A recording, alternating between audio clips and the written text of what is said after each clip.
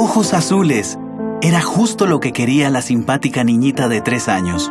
El azul era su color predilecto y le parecía mucho más lindo que tener ojos café. Se había ido a dormir rezando para que Dios le cambiara el color de los ojos. Al fin y al cabo, ¿acaso no le habían enseñado que Dios responde a la oración? Con las primeras luces del amanecer, corrió emocionada hacia el espejo y vio los mismísimos ojos pardos que tenía el día anterior. La pequeña se sintió desconsolada. Años después, sin embargo, ya de joven vertería al papel la lección que aprendió aquel día, una lección que le resultaría valiosa para realizar la obra de su vida. De rodillas junto a su cama, la niña suspiró. «Concédeme ojos azules, te lo ruego, mi señor». Y ni bien asomó el sol de madrugada, corrió para mirarse en el espejo ilusionada. Mas al comprobar que nada en ella había cambiado, concluyó que Dios la había desamparado, que no había respondido a su sentida oración, pues sus ojos seguían siendo de color marrón. De pronto, en la distancia, se escuchó una suave brisa, que al rostro de la niña devolvió la sonrisa. Claro que Jesús le había respondido. Es que su respuesta un no había sido. Fue una lección que Amy recordaría a menudo, una de las primeras de las tantas que habría de enseñarle su Señor y que la conducirían por el sendero del discipulado.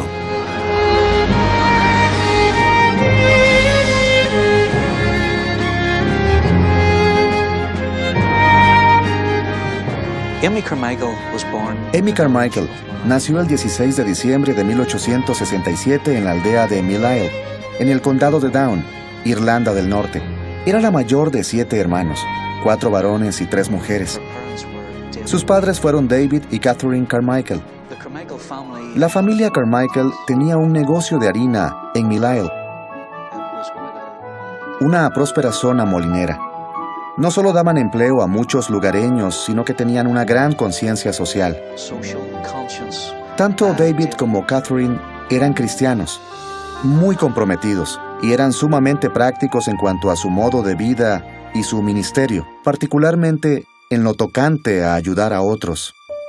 Más adelante en su vida, rememorando su infancia, Amy se refirió a sí misma de niña como un ave silvestre. Era una pequeña llena de bríos y sumamente activa, una líder nata con afán aventurero, rasgo que a menudo hacía que se metiera, y que metiera también a otros en toda clase de aprietos.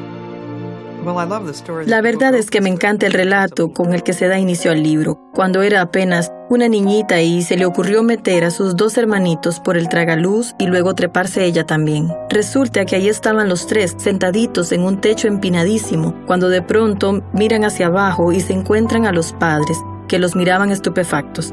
Era una niñita de lo más desinhibida, cosa que a mi juicio decía mucho de su valentía. Los Carmichael permanecieron en Mill Isle hasta que Amy cumplió unos 15 años, momento en el cual, por razones del negocio molinero, David Carmichael se trasladó con su familia a Belfast. Poco después, Amy fue enviada a un internado situado en Harrogate, el colegio metodista Wesleyan. Fue durante su estancia en dicho internado que Amy y sus compañeros de clase participaron en un evento organizado por The Children's Special Service Mission, organización dedicada a ministerios infantiles.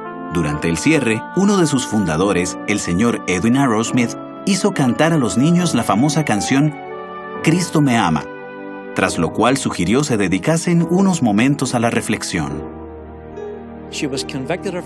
Fue entonces que ella se reconoció pecadora y oró para aceptar a Jesús como su Señor y Salvador. A partir de aquel instante, Amy nunca retrocedió en su decisión. Fue una experiencia que dio inicio a una gran transformación en la vida de Amy. La traviesa niñita empezó a conocer a Cristo no solo como su Salvador, sino también como su Señor. Encontró mucha felicidad en su relación con Dios, una fortaleza en la que poco después aprendería a apoyarse cada vez más. Llegó otro momento clave en su vida. Su padre, David, a quien respetaba, admiraba y amaba profundamente, lamentablemente pasó a mejor vida a los 54 años debido al estrés que le ocasionaron las presiones económicas que enfrentaba. Fue entonces que Amy asumió un papel maternal dentro de la familia. Con poco dinero y padre ausente, Amy se entregó de lleno a sacar adelante a su familia.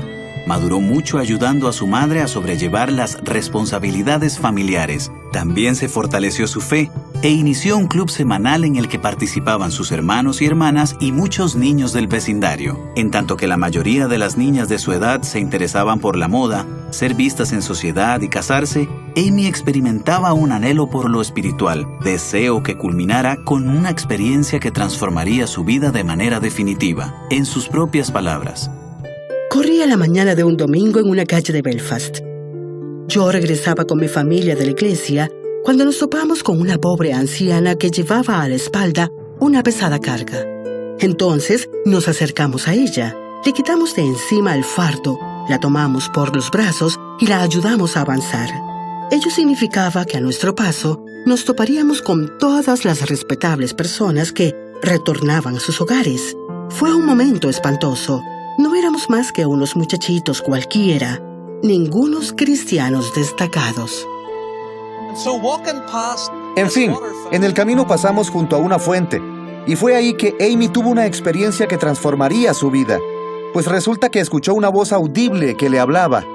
Al pasar junto a la fuente que acababan de construir junto al borde de la acera, vi en una especie de destello, como si hubiera aparecido en medio del gris de la llovizna, una frase poderosa: oro, plata, piedras preciosas, madera, heno y hojarasca. La obra de cada hombre se hará manifiesta, porque el día las declarará, pues por el fuego será revelada, y la obra de cada uno, cual sea, el fuego la probará. Si permaneciere la obra de alguno que sobreedificó, recibirá recompensa. Si permaneciere la obra de alguno, y entonces me volví para ver de dónde provenía la voz.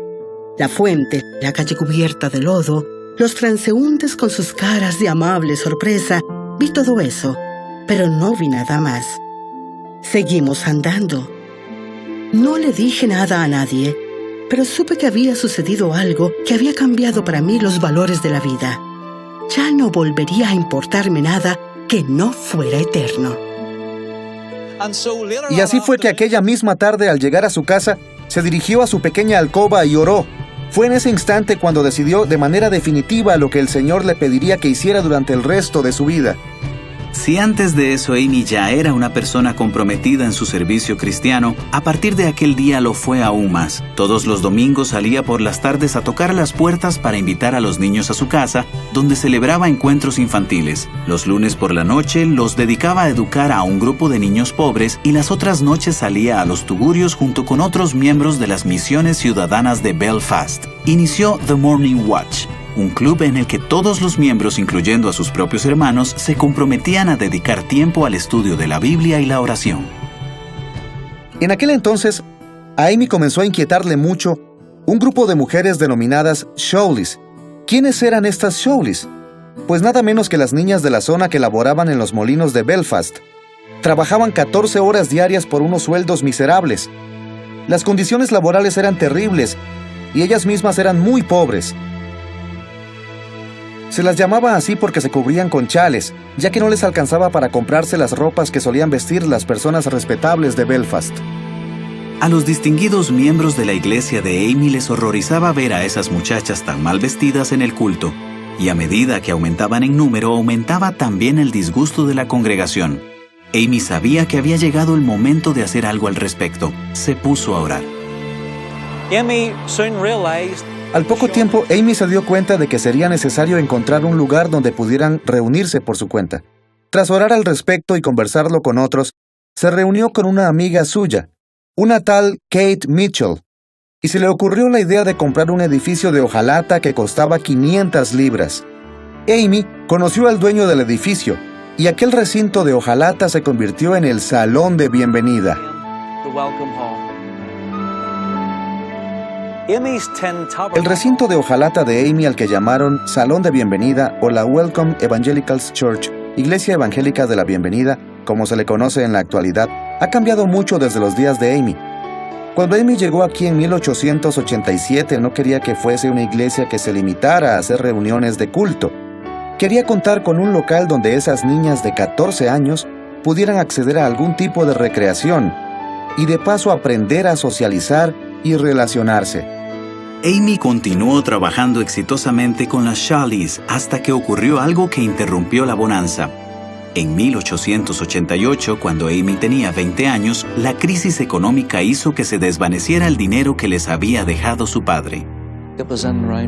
Alrededor de 1888 o 1889, los ahorros de la familia ya prácticamente se habían agotado. Podría decirse que se habían ido a la quiebra. Fue entonces, y justamente aquí mismo en Belfast, que tomaron la decisión conjunta de que dos de los hermanos emigraran a los Estados Unidos, se fueran a Norteamérica. En realidad, uno fue a Canadá y el otro a Sudáfrica, mientras que Amy y su mamá se mudaron a la ciudad de Manchester, en Inglaterra. Amy, fiel a su carácter, al poco tiempo ya se había involucrado en una obra similar a la anterior. Empezó a trabajar en medio de los tugurios de Manchester para pregonar a Cristo entre los obreros de las molineras de la zona. Fiel a su estilo, Amy se metió de lleno en su trabajo, aunque ello le significara vivir en un decrépito apartamento infestado de cucarachas, y sin tiempo alguno para dedicar a su propia persona. Si bien volvió a tener éxito, poco después Amy contrajo neuralgia, una enfermedad sumamente dolorosa. No le quedaba más remedio que abandonar los tugurios durante su convalecencia, en un intento por recuperar su frágil salud. La cuestión era, ¿a dónde? Las oraciones de Amy fueron respondidas a través de Robert Wilson, un cristiano sumamente comprometido y viejo amigo de la familia Carmichael, a quien se referían cariñosamente como D.O.M., que significa preciado anciano. La esposa de Robert había muerto. Él tenía 60 años, y hacía poco también había fallecido su hija, que tenía aproximadamente la misma edad de Amy. A raíz de ello, sugirió que Amy fuera a vivir a su residencia de Broughton Grange para que tomase el rol de su hija en su vida. Amy abandonó su trabajo en los tugurios con sentimientos encontrados. Más tarde escribiría: En retrospectiva, puedo ver que era parte del plan. Era necesario que aprendiera ciertas lecciones que aún no había aprendido.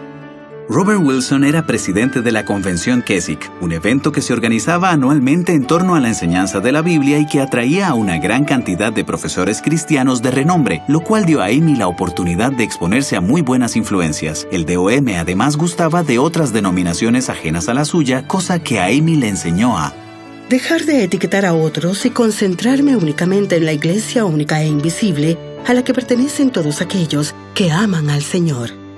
El arreglo resultó beneficioso para ambas partes. Robert Wilson contaba con una persona que podía cuidar tanto de él como de Amy, y un lugar donde ella podía recuperarse, orar y continuar con su obra cristiana.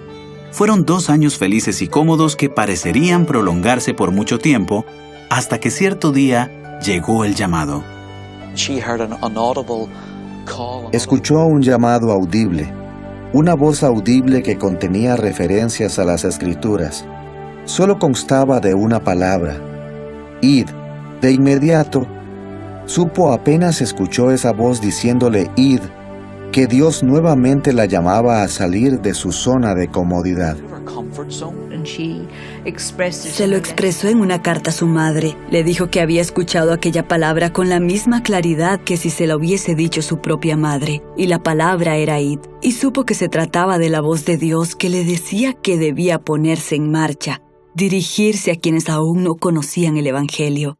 Sin embargo, lo que le causaba el mayor conflicto, pues sabía que debía obedecer la voz de Dios, era la idea de abandonar a su madre y también la de dejar solo al señor Wilson, cosas por el estilo.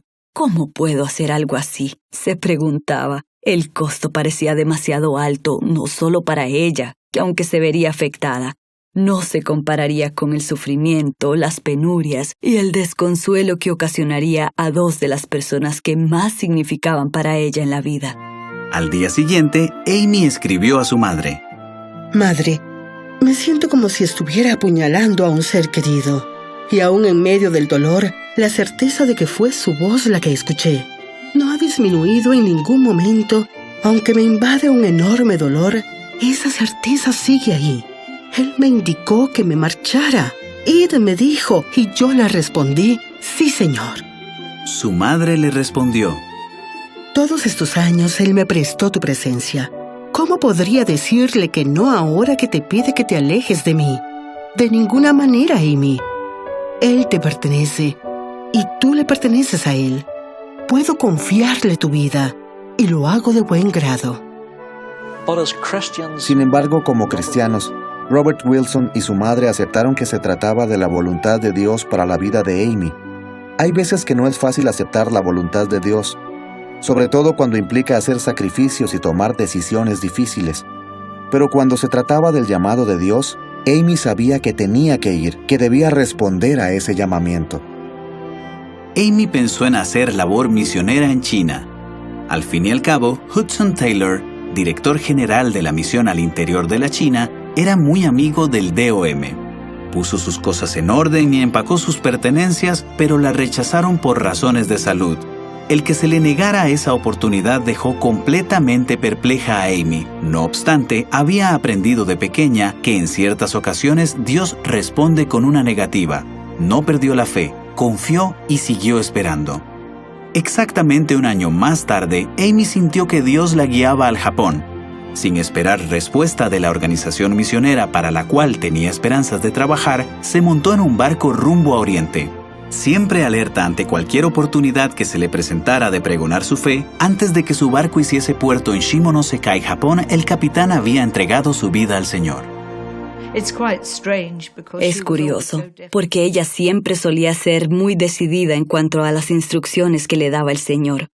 Por eso uno hubiese esperado que le dijera, ve a la India y punto. Ahora bien, el hecho de que lo hiciera vía Japón es bastante extraño. Sin embargo, la forma en que hace las cosas el Señor a veces lo es. A veces hay algo que quiere enseñarnos en el camino.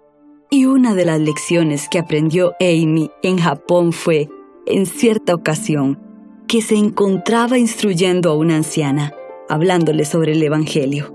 Resulta que hacía mucho frío y estaba toda envuelta en sus ropas occidentales. Tenía unos guantes de piel y justo cuando estaba llegando al momento más crucial de la conversación, en que la mujer la escuchaba con gran atención, Amy pensó, está llegando al punto en el que puedo presentarle al Señor y mostrarle cómo acercarse a Él. Y de pronto la mujer, que parecía estar absorta con el relato de Amy, hizo una pausa y comentó algo sobre los guantes de Amy. De ese momento en adelante, la verdad es que todo se desbarató. Amy sintió que vestir a la usanza occidental en un momento así, y haber permitido que eso distrajera a la mujer y la alejara del Evangelio, justo cuando estaba a punto de aceptar al Señor. En ese momento, Amy tomó la decisión de que nunca más volvería a ponerse en una situación así. La pérdida de aquella alma ocasionó mucho pesar a Amy. Con la esperanza de eludir la distracción de asuntos tan triviales como el atuendo, tomó una decisión. Amy adoptó el atuendo y tradiciones japoneses, para admiración de los japoneses y horror de los misioneros extranjeros que simple y llanamente no lo consideraban correcto. Por otra parte, debemos recordar que Amy nunca había permitido que los convencionalismos se interpusieran con la obra de Dios. Siempre estaba lista para romper esquemas. No estaba dispuesta a ceñirse a lo que se consideraba apropiado, la manera en que se esperaba que se condujera o viviera una misionera normal y corriente. Pretendía ir mucho más allá. Y supongo yo que eso derivaba de su sincera preocupación por los demás, de su amor por la gente. Y justamente ese amor e interés genuinos, combinados con su carácter pertinaz, la llevaban a meterse en situaciones que hacían que otras personas la percibieran como alocada. Pero ella estaba dispuesta a aventurarse a extremos que a lo mejor otras personas no estaban preparadas para experimentar. Amy hizo un excelente servicio en Japón. A pesar de las recaídas de su salud y su recurrente neuralgia, siguió adelante pregonando sin vacilar el Evangelio, lo cual redundó en muchas auténticas conversiones. También fue en Japón que Amy se dio cuenta de que Dios le estaba pidiendo aún más. Por lo visto, Dios estaba llamándola a ser soltera, tal vez por el resto de su vida. No sabía qué le tenía deparado ni por qué, pero lo que sí sabía es que deseaba servir como misionera en el extranjero. Llegó un momento en el que le encomendó el asunto a Dios en oración y quiso averiguar cuál era su voluntad para ella. Puede incluso que haya sido justo cuando se encontraba involucrada en una relación que crecía cada vez más, de modo que sabía que era hora de dar con la respuesta para poder definir las cosas en ese aspecto. No obstante, sintió que Dios la llamaba a permanecer soltera y estuvo de acuerdo en que así fuera, en que ese fuera su modo de vida. Naturalmente, uno puede ver ahora que la única manera en que pudo haber logrado todo lo que hizo en su servicio para el Señor fue permaneciendo soltera.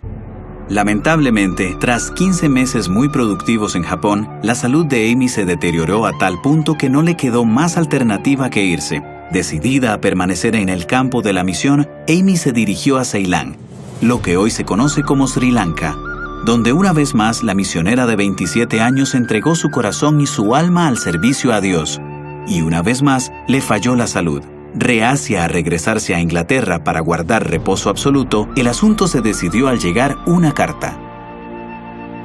Robert Wilson había sufrido un derrame cerebral y no se encontraba bien. Al recibir esas noticias viajó de vuelta a Broughton Grange, en Inglaterra. Sin embargo, se trataría de una visita breve. Ya se había convertido en una misionera hecha y derecha. Había aprendido lecciones que la ayudarían a lo largo de su vida de servicio, pues Dios le tenía reservado mucho más. Poco después se encontraba camino a la India, y esta vez ya nunca más regresaría a Inglaterra. Amy estaba en la escuela de Dios donde Él la estaba preparando y entrenando. No solamente por medio de lo circunstancial de su llamado, o de las circunstancias puntuales que llevaron a que se le cerraran las puertas en la China, sus dificultades con el clima, la súbita enfermedad de Robert, su regreso forzoso a Inglaterra, todas ellas fueron sin excepción parte de la preparación para el trabajo que Dios le tenía deparado en el momento en que pisaría suelo indio. Amy llegó a la India en 1895. Apoyada en lo aprendido en Japón, estudió el idioma local, adoptó el sari y las costumbres locales. A los misioneros de otras zonas de la India les costaba entenderla. Se avergonzaban de ella. Es que ella no hacía las cosas como solían hacerlas los demás misioneros de su época. Por decirlo de alguna manera, no entendían por qué hacía las cosas. No entendían su actitud, no entendían por qué tenía que vestirse como los habitantes del lugar. Para ellos, que se vistiera de esa manera era como rebajarse. No obstante, al poco tiempo Amy se encontró más a gusto con los Walker, una pareja de misioneros ingleses que tenían el mismo celo evangelizador que ella, y a la larga se la llevaron a Tine Valley. Cuando Amy Carmichael se convirtió en misionera itinerante, yendo de aldea en aldea, poco a poco se le fue uniendo un grupo de mujeres. Provenían de hogares hinduistas y se habían convertido al cristianismo. Por diversas razones, no podían seguir viviendo en sus hogares, ya que la vida se les había vuelto muy difícil. Las perseguían demasiado, enfrentaban golpizas y hasta peligro de muerte a causa de sus convicciones. Y por ello se acercaron a Amy y le anunciaron que querían unírsele e ir a todas partes con ella. Las llamaban el Racimo de Estrellas, un nombre hermoso que les iba muy bien. El nombre lo escogió Amy, lo tomó del libro de Daniel, versículo 12:3. Los que enseñan la justicia a muchos resplandecerán como las estrellas a perpetua eternidad. El grupo estaba compuesto por Panamal, una viuda a la cual sus suegros habían mantenido prácticamente como una sirvienta sin sueldo tras la muerte de su esposo. Salamuthu, una mujer que había perdido un brazo y a la que se consideraba menos útil que a las demás. Indudablemente el racimo de estrellas llamaba la atención. Lo que se esperaba de la mayoría de las mujeres era que permanecieran en la casa dedicadas a las tareas domésticas, no que salieran a predicar públicamente. En segundo lugar, existía una costumbre entre las castas de la India que prohibía que dos personas que nacían en distintas castas se relacionaran. Amy y su equipo se esmeraron al máximo por respetar las costumbres, pero había ocasiones en que dar a conocer el evangelio a un intocable o relacionarse con otras castas era inevitable. A consecuencia de ello, las mujeres fueron objeto de escarnio y persecuciones, cosa que era de esperarse por ser cristianas. Amy no se andaba con rodeos cuando de discipulado se trataba. Sabía por experiencia propia que Dios esperaba entrega absoluta y enseñaba a sus discípulas a respetar ese principio. Al fin y al cabo, el propio Jesús había dicho: «De cierto os digo que no hay ninguno que haya dejado casa, o hermanos, o hermanas, o padre, o madre, o mujer, o hijos o tierras, por causa de mí y del Evangelio, que no reciba 100 veces más ahora en este tiempo, casas, hermanos, hermanas, madres, hijos y tierras, con persecuciones, y en el siglo venidero la vida eterna». En consecuencia, las conversas eran personas comprometidas y productivas. De motu propio, decidieron renunciar a sus joyas, cosa que para ellas significó un paso importante. Las joyas eran símbolos de estatus y no lucirlas avergonzaría a sus familias. Curiosamente, fue el esposo de una de las integrantes del racimo quien lo propuso, aduciendo que se trataba de una costumbre que se oponía al mensaje que predicaban y que por otra parte no lucir joyas las haría menos susceptibles a robos cuando salían en sus largas travesías. Romanos 8:28 dice que todo lo que sucede encaja en un patrón positivo para quienes aman a Dios, para los que son llamados conforme a su propósito. Y el patrón, naturalmente, requiere cierta medida de sufrimiento. A menudo, Amy Carmichael utilizaba la analogía del platero que aguarda junto al fuego y contempla la plata a medida que se refina, hasta el punto en que por fin puede ver su rostro reflejado allí. De la misma manera en que Dios tiene que hacernos pasar por el fuego purificador, tenemos que experimentar el martillo, el cincel y la lija. Y todo ello es muy, pero muy doloroso. Qué interesante que el apóstol Pablo, a quien consideraríamos uno de los gigantes espirituales y que había padecido toda clase de pruebas y tribulaciones, tuvo que sufrir también a causa de un diminuto aguijón en la carne. Y cuando le imploró a Dios que se lo quitara, Él le respondió: «Lo único que necesitas es mi gracia, pues el poder se perfecciona en la debilidad». Amy no le rehuía ni a la oposición ni a las dificultades. Para ella, el mensaje de la cruz iba de la mano con el de la gracia. Escribió: «La vida no es un camino nivelado y sin baches. No obstante, es una bendición escalar los riscos que se presentan y recorrer con buen ánimo los pedregales. Creo que a veces donde a uno le va mejor es en los tramos en su vida, aunque tal vez no lo sepa». Fue una lección aprendida por medio de las numerosas dificultades que había experimentado. Y una vez más, lo que la ayudaría enormemente en la flamante experiencia que le esperaba sería su actitud de fe. Las prédicas al aire libre de Amy también atraían a varios niños, entre los cuales se contaban varios a los que el mensaje de los evangelios les calaba profundamente. Uno de los primeros fue Arulai, una niña que sufrió mucho a manos de sus familiares por convertirse al cristianismo. A su primo, Arul Dasan, tampoco le fue mucho mejor. Llegaron a dejarlo atado a un poste con el propósito de que desistiera de su fe. A fin de amedrentar a los niños, las personas que no gustaban de las actividades de Amy la apodaron la señorita que arrebata a los niños. No obstante, los niños se sentían atraídos a ella y una niña en particular transformaría para siempre la vida de Amy. Se llamaba Prina. Tenía unos 7 años y su madre la había entregado al templo.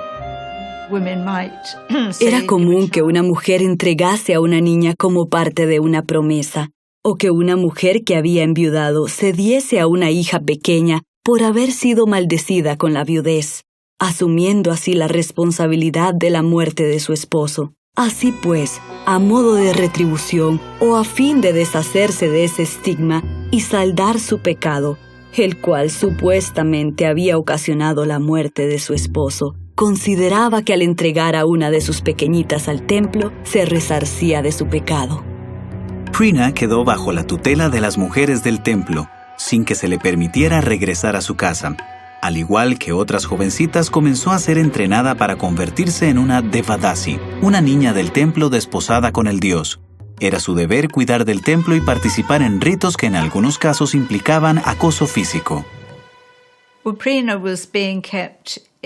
A Prina la tenían muy bien resguardada en uno de los templos porque ya se había escapado una vez. Pues como detestaba vivir ahí, había huido a casa de su madre, y las mujeres del templo la siguieron. Como su madre la había ofrendado a raíz de una promesa que había hecho, no le permitió quedarse por mucho que la niña le rogó y se le prendió con todas sus fuerzas. Así fue que se le permitió a las mujeres del templo llevársela de vuelta, lo cual significaba que la vigilarían con mayor cuidado que antes, es decir, que la vigilaban a toda hora y no tenía oportunidad de escaparse. Como castigo por haberse escapado, a Prina le marcaron las manos con un atizador caliente. Indudablemente, la niña estaba desesperada y de alguna manera, cuando escuchó hablar de la señorita que arrebata niños, la opción le pareció mejor que la vida en que se encontraba atrapada, de modo que planeó otro escape. Pero la puerta del templo era enorme y muy pesada, de madera, como suelen serlo la mayoría. Y en un momento de descuido en que nadie la vigilaba, aprovechó para escabullirse por la puerta. Corrió y corrió hasta atravesar el palmar y el arroyo. Y justo la encontró una señora que pasaba por el camino. La niña le rogó que la llevara donde la mujer de la que había oído hablar. El escape de Prina no pudo haber sido más oportuno, pues aunque ella lo ignoraba, Amy se encontraba predicando junto al racimo de estrellas y de pronto había decidido regresarse a la aldea. La cuestión es que aquella aldeana la hospedó en su casa por la noche. Probablemente no se hubiera atrevido a quedarse con la niña y cuidar de ella, pero sabía dónde se encontraba Amy, de modo que por la madrugada la llevó ahí. Amy estaba desayunando en la terraza y la niñita corrió hacia ella y le dijo: «Me llamo Ojos de Perla y me quedaré para siempre con usted». El templo intentó reclamarla, pero Ojos de Perla, o Prina, como la llamaron después, se negó a regresar. «Amá», exclamaba una y otra vez, que en tamil significa mamá. Tiempo después, Amy escribió: Esta pequeñita se instaló directamente en nuestros corazones y sentimos que valía la pena arriesgarlo todo por quedarnos con ella. Amy estaba convencida de que quien las había conducido a Prina era un ángel. El hecho de que estuviera ahí, en ese preciso momento, sin lugar a dudas era parte del plan de Dios y su manera de mover los hilos para traérnosla. El hecho de que la protegiera y la guardara y que la gente del templo no se la pudiera llevar, indudablemente, fue toda una serie de pequeños milagros. Es que Dios tenía un plan muy especial para la vida de esa pequeñita, para hablarle a Amá y abrirle los ojos a lo que estaba sucediendo. Y una vez que se quedó con Amy, le contó sobre la vida que la obligaban a vivir. La estaban entrenando para el tipo de vida que le tocaría llevar como prostituta del culto. Para Amy fue la primera prueba concreta y fehaciente de que esa clase de tráfico con niñas estaba ocurriendo en nombre de la religión. Y cuanto más se enteraba sobre el asunto, más sentía que Dios quería que hiciera algo por esas niñas. Ella por su parte, y también sus ayudantes indios también, movieron cielo y tierra para averiguar más sobre lo que estaba sucediendo. Hasta se ponía café para que la piel se le viera más oscura, la piel del rostro y de los brazos, y con su pelo y ojos cafés y el atuendo indio que vestía, con la piel teñida de esa manera, lograba mezclarse con toda clase de personas, junto con las demás mujeres indias, e incluso ingresar a los templos. Se arriesgaba. Estaba preparada para ir a donde otros misioneros no estaban preparados para ir, y se corrió ese riesgo incluso hasta el punto de poner en peligro su propia vida, solo para poder ver de primera mano lo que estaba sucediendo exactamente. En realidad le tomó unos cuantos años averiguarlo y poder hacer algo al respecto con la ayuda de otras personas, pero en ningún momento fue fácil porque era muy lucrativo ese negocio con menores, de modo que nadie quería dejarlas ir. Sin embargo, algunas llegaron a abandonar los templos, y lo único que podemos decir es que no fue sino por un milagro del poder de Dios que estas pequeñas salieran en libertad. Amy se escandalizó con lo que llegó a averiguar y en su estilo bien directo escribió un libro que tituló Las cosas tal como son. Inicialmente el libro no tuvo mucha aceptación que digamos. Algunas personas pensaron que exageraba, otras que no debería inmiscuirse en las costumbres locales. Amy, por su parte, había visto la realidad de la situación de primera mano. Al mismo tiempo, seguían llegando más niñas y el número de los que vivían con ella comenzó a aumentar. Las niñas fueron llegando gradualmente, pero también estaban ocurriendo otras cosas. Estaban los conversos y además estaban también las chicas mayores que acudían allí por diversos motivos. Por otra parte, Amy compró un terreno y comenzaron las obras para alojar a la creciente familia, porque también tuvo que conseguir personas que se ocuparan de sembrar verduras y todo lo necesario para proveer las comidas necesarias, al punto en que parecía pasarse el día de aquí para allá, ocupada en un centenar de asuntos relativos a la creciente comunidad. Y ese era uno de los problemas, que había gente que necesitaba su ayuda, pero ella misma era como el bolo central y tenía que involucrarse en todo, ver que todo se hiciera de manera ordenada y con buena coordinación. Ya se imaginarán las dificultades y la presión que soportaba al tener que organizar y manejar un orfanato. Estaba bastante sola. No se dio por vencida, aunque fácilmente pudo haberse retirado pensando que no podía ayudar a esos niños. Pero su naturaleza obstinada la ayudó a no abandonar. Tenía una actitud invencible y no era fácil de disuadir. No era el tipo de persona que tiraba la toalla. Era porfiada y de carácter fuerte, y nada la detenía hasta que terminaba lo que se había propuesto. Sin embargo, la dicha de contar con un refugio para niños a menudo se veía eclipsada por las dificultades y el dolor. Sufrieron muchas enfermedades, los niños se enfermaban mucho y no contaban con las medicinas adecuadas. A veces ni siquiera sabían por qué se les morían algunos de los pequeños. Suponían que era la fiebre tifoidea o el cólera que se contagiaba en las aldeas. Y cada vez que uno de esos bebés, que a lo mejor por un milagro se salvaba de una situación terrible, de pronto, después de unas pocas semanas o meses, se enfermaba y moría, era una verdadera tragedia a la que dijo Amy que nunca llegó a acostumbrarse. Cuando consideró que era el momento de construir un hospital, como de costumbre oró al respecto y comenzó a contactarse con personas que pudieran diseñarlo de alguna manera. Pero todo dependía siempre del dinero. No tenía grandes sumas ahorradas y listas para disponer de ellas, de modo que tenía que considerar en oración cada nueva iniciativa y no emprenderla hasta que el Señor le diera su sello de aprobación, supliendo la cantidad necesaria de fondos. Y sí, una vez que decidieron orar para pedirle a Dios que les proveyera el dinero necesario para construir el hospital, Él respondió de manera clara, de tal modo que no les cupo duda de que estaba bien iniciar obras, cosa que hicieron. El mismo Dios que le había hablado junto a la fuente, el mismo Dios que se había acercado a ella y le había dado el mandato de ir, fue el Dios que proveyó para sus necesidades. Toda la vida había estado convencida de que Dios era su Padre y que por lo tanto proveería, que Dios no solo se ocuparía de ella, sino también de los niños que había traído a su vida por medio del orfanato. Y fue un maravilloso relato de fe. Ella creía en Dios y Él se encargaba de sus necesidades. Si bien, indudablemente en algunos momentos las cosas se ponían difíciles y había momentos en que su fe era probada hasta el límite, siempre aguantaba, confiaba en Dios, y Dios jamás la defraudó.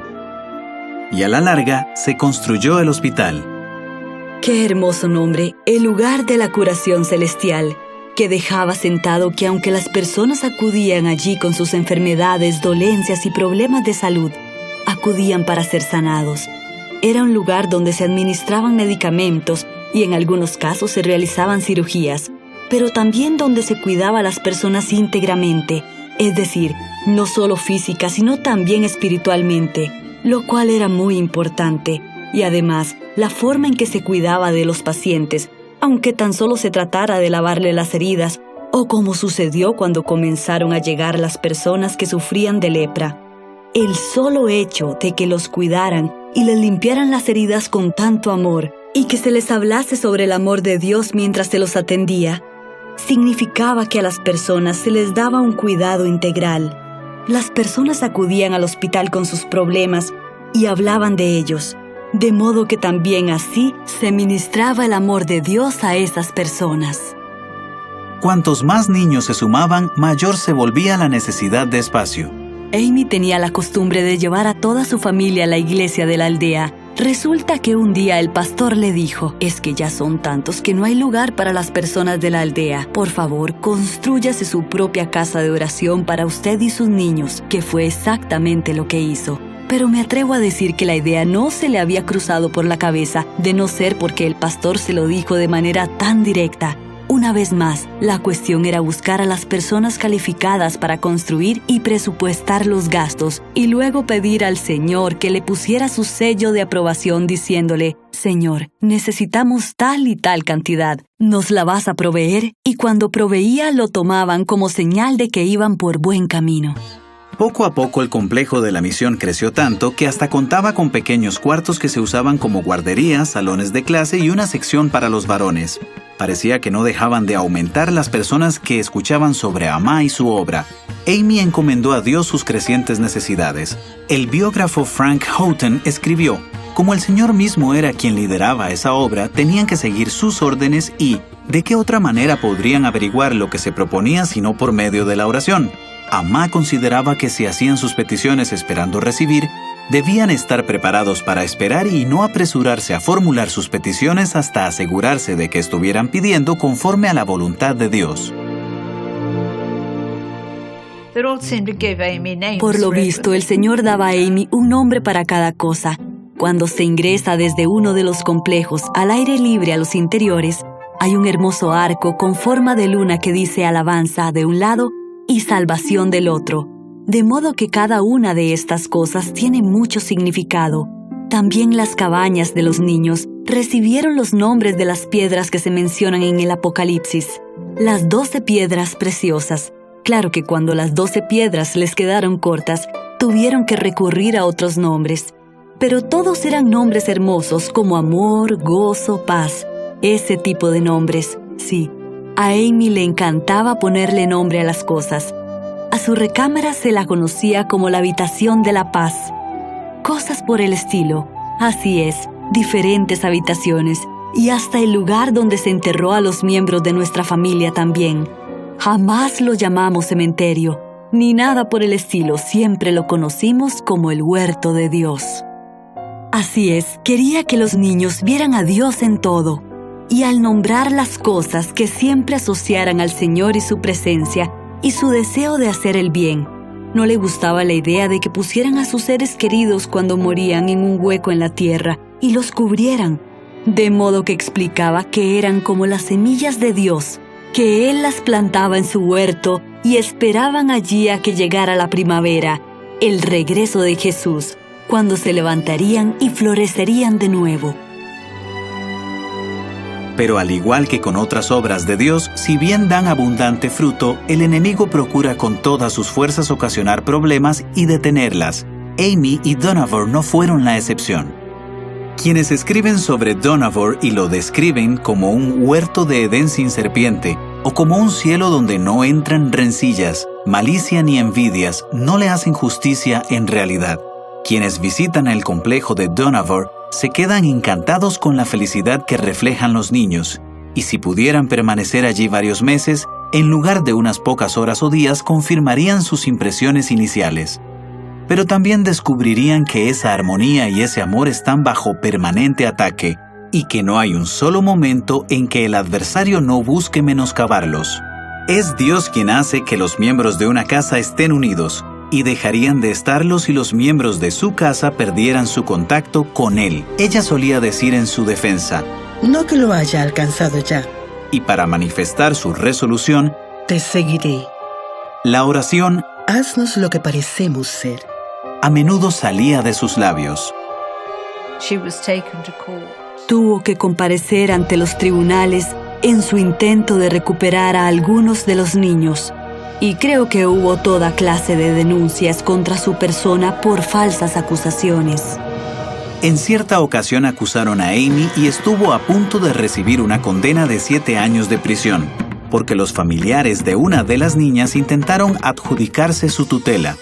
Más adelante, Amy contó que cuando se llegó a aquel veredicto experimentó gran paz interior, pues sabía que Dios se encargaría del asunto, cosa que hizo, ya que las personas retiraron los cargos y el caso fue desestimado.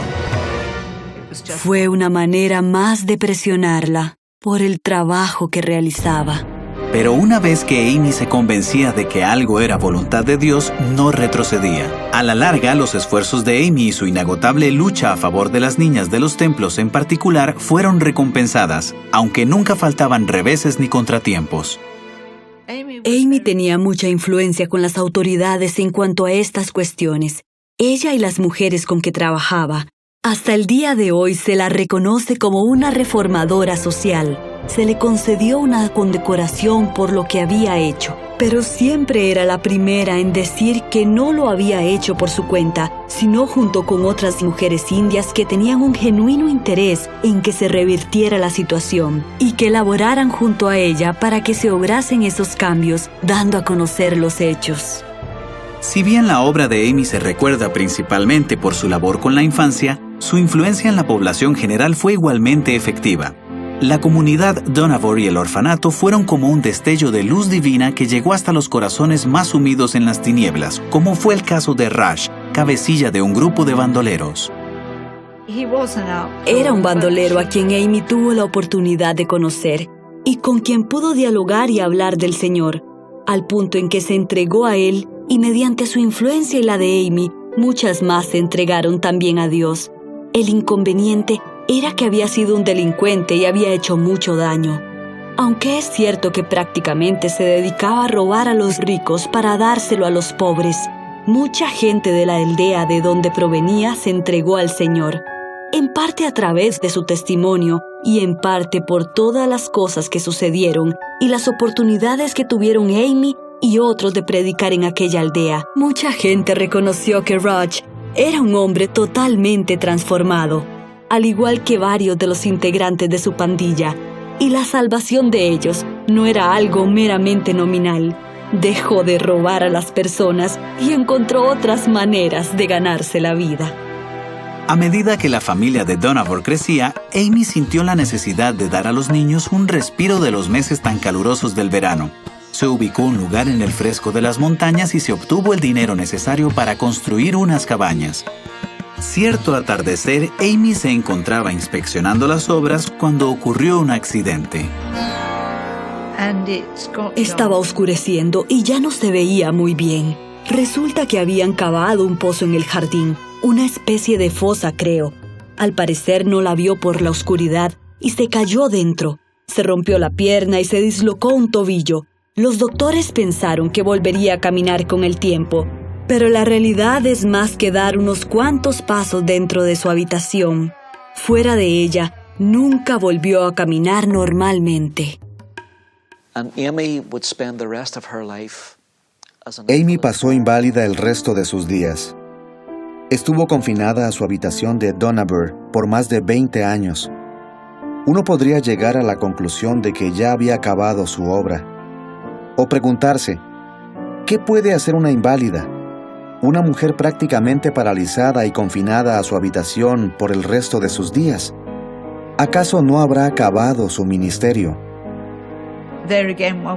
O podría pensar, qué terrible. Esta mujer tenía toda una familia que necesitaba de ella, pero se subía a su triciclo y se movilizaba de complejo en complejo, de casa en casa, y se mantenía de lo más ocupada, siempre cuidando de los demás, viendo por ellos. Estaba en todas partes y la gente se apoyaba en ella. Uno se pregunta, ¿cómo puede Dios permitir una cosa así? Y sin embargo, en esos 20 años que pasó confinada a sus aposentos, de los 37 libros que escribió en su vida, 13 fueron escritos durante esos 20 años. O sea, que en realidad acabaron siendo sus años más productivos, porque sus libros la superan. En esos momentos de quietud, todos los días documentaba algo de lo que le decía el Señor. Escribía una carta a sus hijos o a toda su familia, no solo a los niños, a todos, para transmitirles lo que el Señor le había dicho en sus momentos de sosiego. de tal manera que recibían un mensaje de parte de su madre que invariablemente los hacía pensar más en el Señor que en ella. Esos mensajes se recopilaron en libros. Amy aceptó su situación como parte de la voluntad de Dios y continuó sirviéndolo desde su lecho de enfermedad. Nancy Robbins era una joven misionera médica que la asistió en el ocaso de su vida. La verdad es que era fantástica. Siempre estaba más pendiente de los demás que de su propia persona. Pero tenía una artritis bastante grave y reuma por todas partes, lo que le ocasionaba mucho dolor. No dormía bien y por lo general no quería comer nada, por lo que hacía falta una buena medida de persuasión. Sin embargo, siempre se mostraba más interesada en los demás que en lo que tuviera que ver con ella misma. No quería hablar sobre los achaques de su vejez, que era en realidad la manera en que se estaba agotando tras una vida de mucha exigencia. El 18 de enero de 1951, la consagrada misionera pasó a mejor vida. Tenía 84 años y había permanecido fiel en su puesto de servicio hasta el final. Se fue pero muy tranquilamente y en paz. Ya había hecho su parte, y el Señor escogió llevársela en ese momento porque ya había hecho todo lo que Él le tenía deparado. De modo que la llamó a casa, la libró de su sufrimiento. Para entonces otros ya habían asumido el liderazgo hacía un tiempo y estaban bien afianzados en la obra. Así el Señor había trazado todos los planes y los había llevado a un buen término. Era muy conocida en las aldeas de los alrededores porque acostumbraba a salir en épocas de cólera, tifus o cosas por el estilo. Justamente por eso su entierro no fue un evento secreto limitado a los confines de los muros de la fraternidad. Por el contrario, su cuerpo fue velado en la iglesia del pueblo. Parecía como si estuviera allí recostada no más. Luego se la llevaron de regreso y celebraron su entierro dentro de la fraternidad y la pusieron a descansar en el huerto de Dios. O sea que había dicho, cuando yo me vaya, que repiquen las campanas de la alegría. Se refería a las campanas de la torre. Y quería que cantáramos las alabanzas más alegres que entonamos en el culto. Y así fue. Fue un entierro maravilloso. Lo único que hay es una pila para pájaros. A ella le hubiese gustado. Y lo único que tiene grabado es Amá y las fechas de su nacimiento y su muerte.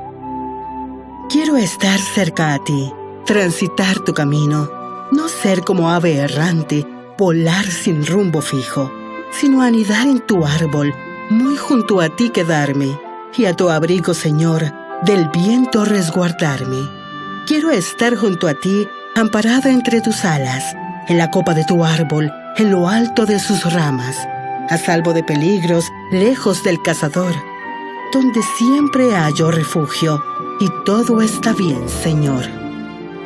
Sus libros y sus poemas, la iglesia de Belfast, el racimo estrellado, los niños, las vidas transformadas y la comunidad Dohnavur son todos testimonio de una vida invertida en Dios y alimentada por la obediencia y la devoción a Él. La iglesia de la Bienvenida de Belfast, que se construyó originalmente para las Shalleys, sigue activa. Salamuthu y Ponamal continuaron con devoción en el servicio de Dios junto a Amy hasta que Dios los llamó a mejor vida. Arulai, Aruldasan y Prina también permanecieron con la comunidad y algunos de sus nietos aún trabajan ahí hasta la fecha. Y la obra en Dohnavur aún permanece. En la actualidad la dirige un grupo de mujeres que llegaron al lugar de bebés. Algo que solía decirme Amy era que cuando ella ya no esté y surjan problemas, cosas que inevitablemente ocurrirán, no mire hacia atrás para tratar de especular qué hubiese hecho ella en esa situación, sino que ponga los ojos en el Señor, pues Él me guiará y a lo mejor me indicará que emprenda caminos que antes no había transitado. Pero que serán los suyos y no los de ella.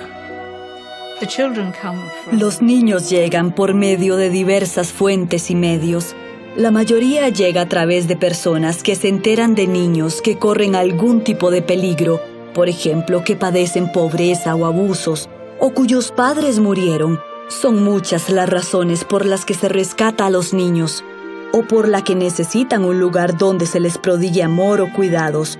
Y son muchas las vías por las que llegan con nosotros. La única manera en que conseguimos recursos económicos es por medio de la oración. Dios no nos ha fallado en todos estos años. Jamás hemos dejado de pagar una cuenta, ni ha habido ocasión en que nos faltase de comer. Pero ha sido una manera segura de vivir porque Dios ha estado al mando. Se ha hecho cargo de nosotros y nos ha sido fieles a lo largo de los años.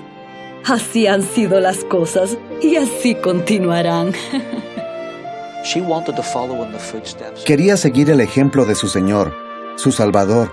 Cuando su Señor y Salvador estuvo en la tierra, ayudó a las personas, se ocupó de los pobres, y ella quería seguir su ejemplo. Un día se dio cuenta de que se presentaría delante de Él, que solo contaba con una vida en la tierra, y quiso vivirla para su gloria. Algo que me impactó sobre su vida, y que hasta la fecha sigue hablándome al alma, es su entrega absoluta y total al Señor, a su voluntad y a sus propósitos. Cuanto más leía de las obras de Amy Carmichael, más me daba cuenta de que ese era un tema recurrente en todo lo que escribía. Era el poder de la cruz y la necesidad de que cada misionero se pusiera a disposición absoluta de Dios. Amy no tomaba ninguna decisión. No hacía absolutamente nada sin antes encomendárselo al Señor y asegurarse de que contase con su aprobación. Claro que decirle es fácil, pero del dicho al hecho. Sin embargo, estoy convencida de que ella se acercó más que nadie a cumplir ese principio. De temple frágil, mi capitán, libera a quien quiera seguirte. De vida fácil, sin rigores, resguarda a quien desee servirte. Que entre algodones jamás viva yo. Dame osadía, concédeme fervor.